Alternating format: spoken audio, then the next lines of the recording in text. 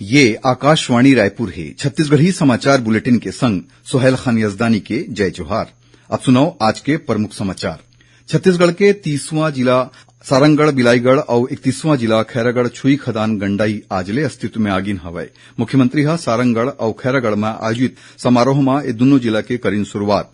केंद्र सरकार के महिला कर्मचारी मन ला जन्म के तुरते बाद या प्रसव के दौरान लइका के मौत होए में 60 दिन के विशेष छुट्टी मिलही। और कोरबा मेडिकल कॉलेज में घलो शैक्षणिक सत्र 2022-23 ले पढ़ाई शुरू हो जाही। नेशनल मेडिकल कमीशन दहार ले यहां 100 सीट पर मिलिस मान्यता। अब समाचार विस्तार ले। छत्तीसगढ़ के 30वां जिला सारंगढ़ बिलाईगढ़ और 31वां जिला खैरागढ़ छुई खदान गंडई आजले अस्तित्व में आगिन हवय। मुख्यमंत्री भूपेश बघेल ह सारंगढ़ और खैरागढ़ में आयोजित समारोह में ये दुनों जिला के शुरुआत करीन।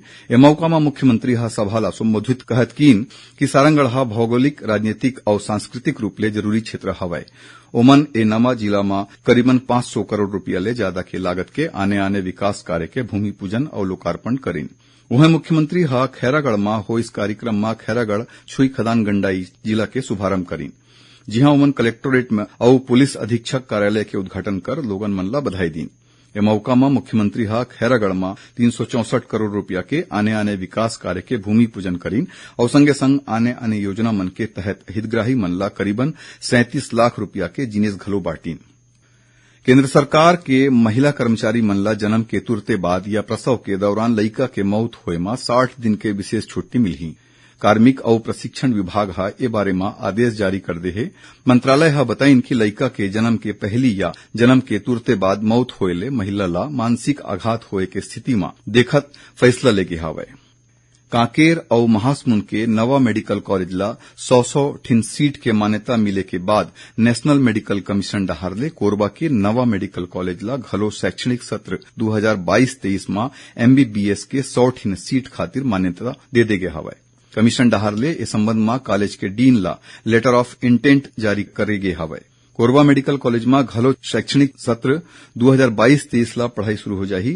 राज्य शासन डहार ले कोरबा मेडिकल कॉलेज ला देगे संसाधन और सुविधा मन के मूल्यांकन और पर्यवेक्षण के बाद नेशनल मेडिकल कमीशन हा उहां 100 ठिन सीट बर मान्यता दे हवय। चिकित्सा शिक्षा मंत्री TS सिंहदेव हा कोरबा समेत प्रदेश के 3 ठिन नवा मेडिकल कॉलेज ला मान्यता मिले म किहिन के शासकीय मेडिकल कॉलेज मन में MBBS के 300 सीट बाढ़े ले अब राज्य के ज्यादा अकन युवा मन ला डॉक्टर बने के मौका मिलही। प्रदेश में साक्षरता कार्यक्रम के वातावरण बनाए बर 8 सितंबर के अंतर्राष्ट्रीय साक्षरता दिवस और 8 ले 14 सितंबर तक साक्षरता सप्ताह के आयोजन करे जाही। साक्षरता सप्ताह के उद्देश्य जम्मो वर्ग के ध्यान नवभारत साक्षरता कार्यक्रम डहार केंद्रित करना हवय। राज्य साक्षरता दिवस प्राधिकरण के संचालक और सदस्य सचिव राजेश सिंह राणा हा एवं जम्मो वर्ग के सक्रिय भागीदारी करे के निर्देश जिला शिक्षा अधिकारी, जिला मिशन समन्वयक समग्र शिक्षा और जम्मो जिला परियोजना अधिकारी जिला मिशन प्राधिकरण ला दे हवय। अंतर्राष्ट्रीय साक्षरता दिवस और साक्षरता सप्ताह के दौरान 8 सितंबर अंतर्राष्ट्रीय साक्षरता के दिन सबो शासकीय, अशासकीय और निजी शैक्षणिक संस्था मन में प्रभात फेरी साक्षरता रैली के आयोजन करे जाही। छत्तीसगढ़ी समाचार बुलेटिन आप मन आकाशवाणी रायपुर ले सुनत हवो। छत्तीसगढ़ के खबर ले है आपकी वास्ता और खबर के विश्वसनीयता ले है हमार वास्ता। आकाशवाणी समाचार रायपुर के प्रादेशिक समाचार बुलेटिन के संगे संग हमार समसामयिक कार्यक्रम आप रेडियो के संग अपन मोबाइल में घलो सुन सकत हो। आकाशवाणी समाचार फेसबुक, ट्विटर और यूट्यूब में घलो हावय। हमार फेसबुक पेज हरे Chhattisgarh news on AIR, Twitter handle CGAIR news और हमार यूट्यूब चैनल हरे छत्तीसगढ़ AIR न्यूज। तो अब रेडियो के संगे संग आपके मोबाइल के माध्यम ले हम आप तक पहुंचत हन। छत्तीसगढ़ के हर खबर पर सुनत रहो आकाशवाणी समाचार। आओ अब आगू बढ़थन बाचे समाचार कोती।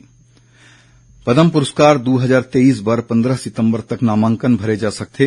केंद्रीय गृह मंत्रालय ह किहिन है कि पद्म पुरस्कार बर सिफारिश और नामांकन सिर्फ राष्ट्रीय पुरस्कार पोर्टल में ऑनलाइन करे जाही। पुरस्कार मन के घोषणा अवैया बछर गणतंत्र दिवस के मौका में करे जाही।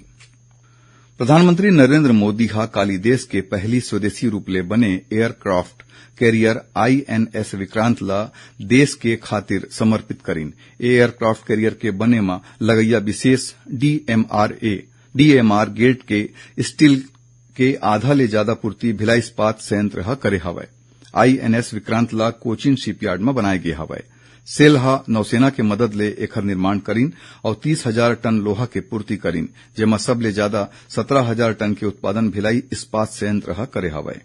INS विक्रांत ला देश खातिर समर्पित करे मा BSP प्रबंधन हा घलो खुशी मनाइस और विशेष स्टील प्लेट के बनैया इकाई ला एखर सेती विशेष रूप ले बधाई दिन। इस समारोह में BSP के निदेशक प्रभारी अनिर्बान दास गुप्ता और कार्यपालक निदेशक अंजनी कुमार उपस्थित रहिन। ए मौका में INS विक्रांत के लोकार्पण और निर्माण ले जुड़े लघु फिल्म घलो दिखाए गिस।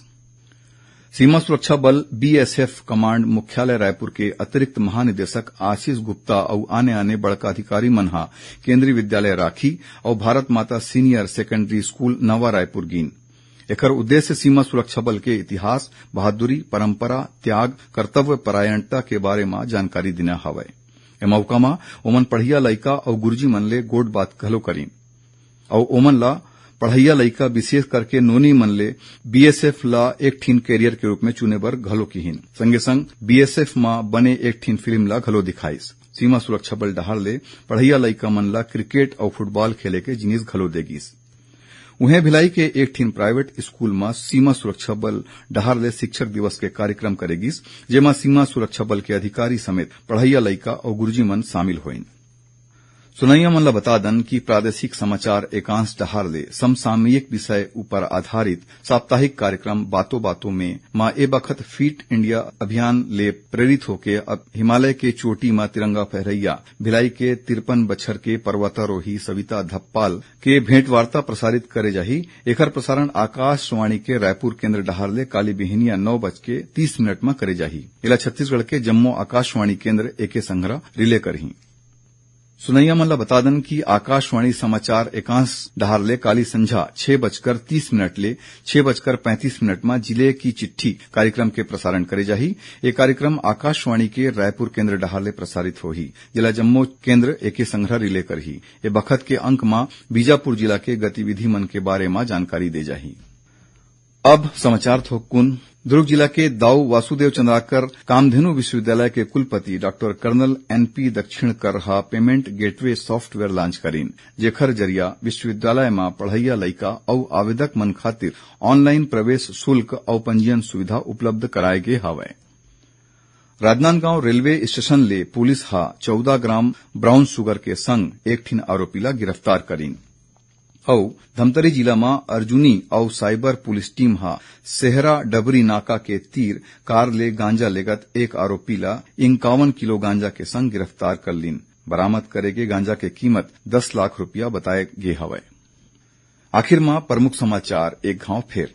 छत्तीसगढ़ के 30वां जिला सारंगढ़ बिलाईगढ़ और 31वां जिला खैरागढ़ छुईकदान गंडई आजले अस्तित्व में आगिन हवय। मुख्यमंत्री हा सारंगढ़ और खैरागढ़ में आयोजित समारोह में ए दुनो जिला के करीन शुरुआत।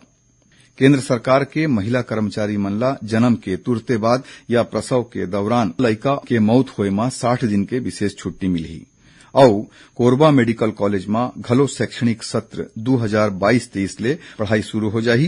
नेशनल मेडिकल कमीशन डहार ले यहां 100 सीट बर मिलिस मान्यता। एकरे संग छत्तीसगढ़ी समाचार बुलेटिन इहें सिरावत है। जय जोहार।